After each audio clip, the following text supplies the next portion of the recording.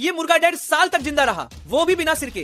क्या ऐसा हो सकता है? दरअसल 1945 में ओल्सन नाम के एक आदमी ने अपने मुर्गे को काट रहे थे तो गलती से उसके दिमाग का ऐसा हिस्सा बच गया जो हार्ट बीट और सांस लेने जैसी चीजों को कंट्रोल करता है। इसलिए ये भाई साहब गला कटने के बाद भी सांस ले सकते थे और खाने पीने की जितनी भी चीजें हैं उसे सिरिंज की मदद से दिया जाता था और उसके गले की सफाई भी की जाती थी ताकि वो सांस ले सके। पर टाइम के साथ यह मुर्गा इतना पॉपुलर हो गया कि लोगों ने इसका नाम माइक रख दिया। लेकिन कुछ दिन बाद आखिरकार उसकी मौत हो ही गई क्योंकि मालिक ने उसके गले की सफाई करना भूल गए और वो दम घुटने की वजह से मर गया।